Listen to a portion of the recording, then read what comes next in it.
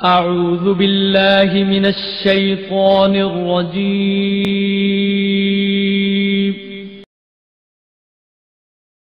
بسم الله الرحمن الرحيم.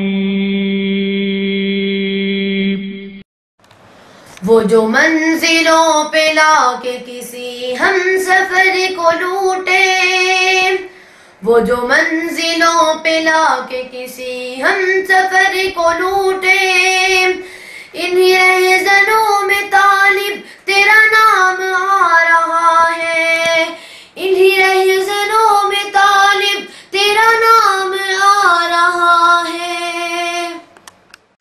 بندگی کو کہتے ہیں، اور بندگی کا طریقہ کیا ہے کہ اللہ کی عبادت کرو اس طریقے سے کأنک تراہ فإن لم یکن تراہ فإنہ یراک.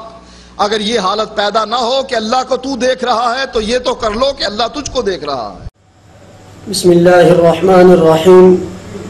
محترم سامعین، ایگریکلچر پروفیسر صاحب نے حدیث شریف کا جو جملہ پڑھا ہے وہ مشہور زمانہ حدیث جبرائیل کا ایک حصہ ہے، اور صحیح بخاری باب سوال جبرائیل میں موجود ہے، اور آپ کے سامنے ہے کہ حدیث شریف کے الفاظ مبارکہ ہیں فَإِن لَمْ تَكُنْ تَرَاهُ فَإِنَّهُ يَرَاكَ. یہاں تکن کا لفظ تا کے ساتھ ہے، جبکہ خطیف موصوب نے اس لفظ کو یا کے ساتھ یکن پڑھا، جبکہ صحیح بخاری میں ایک اور جگہ بھی یہ لفظ تکن تا کے ساتھ ہے.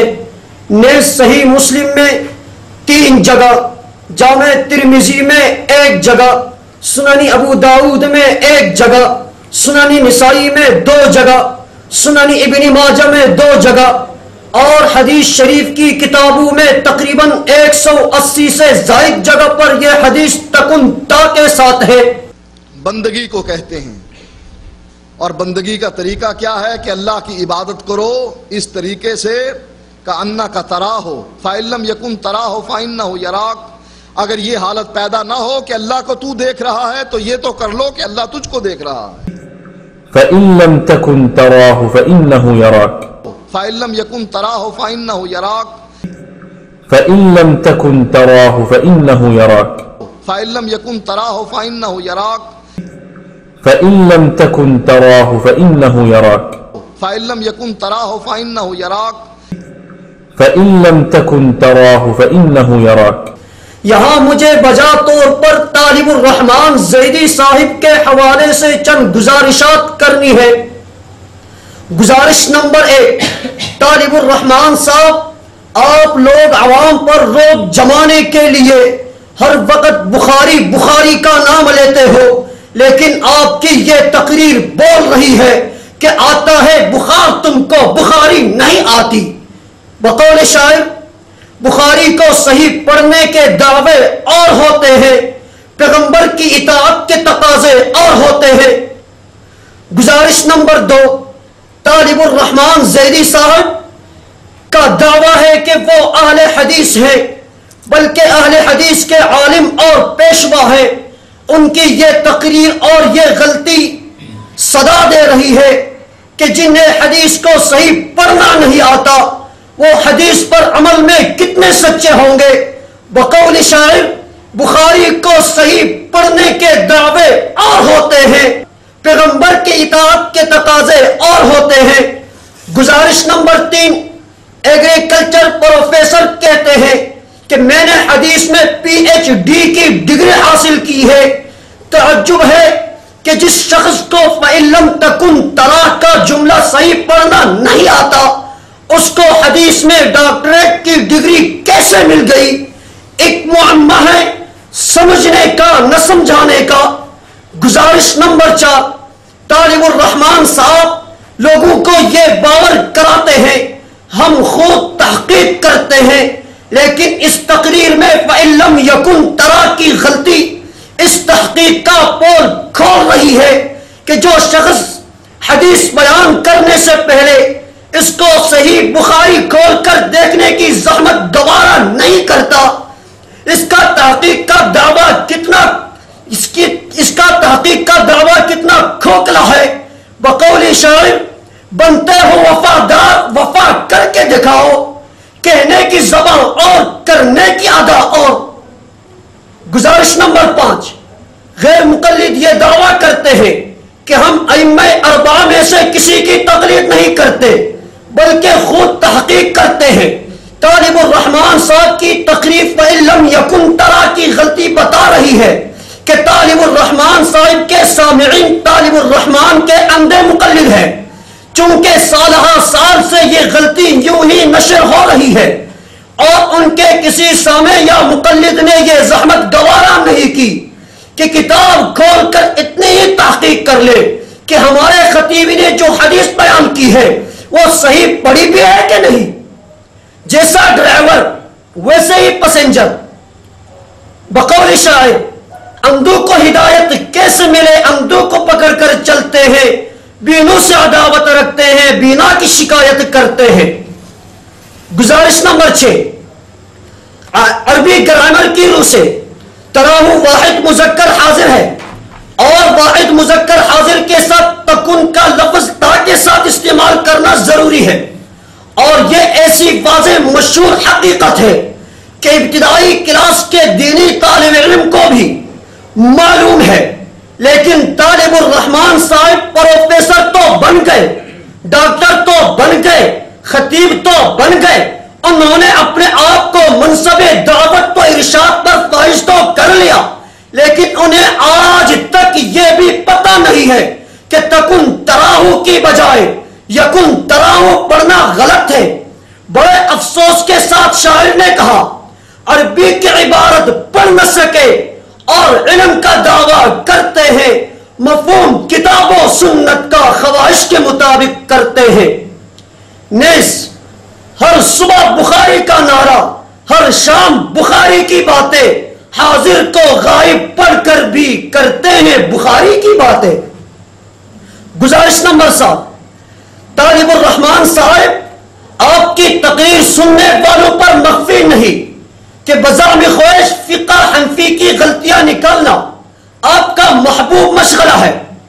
جناب پہلے اپنی تقریروں میں حدیث پڑھنے کی غلطیاں تو درست کر لیں جو آپ سے سرزد ہو چکی ہے، خصوصاً اب جبکہ میں نے باقاعدہ کلپ سنوا کر اور حدیث کی کتاب سے صحیح حوالہ دکھا کر آپ کی ان غلطیوں پر مہر ثبت کر دی ہے۔ جب تک ان غلطیوں کو اپنی کیسٹوں، سیڈیوں اور نیٹ پر سے ان غلطیوں کی اصلاح نہیں کر لیتے تب تک دوسروں پر کیچڑ اچھالنا کسی شائستہ انسان کو زیب نہیں دیتا۔ بقول شاعر نہ تھی حال کی جب اپنی خبر، رہ دیکھتے اوروں کے عیب و ہنر۔ نہ تھی حال کی جب اپنی خبر، رہ دیکھتے اوروں کے عیب و ہنر۔ پڑی اپنے عیبوں پہ جو ہی نظر، تو نگاہوں میں کوئی برا نہ رہا۔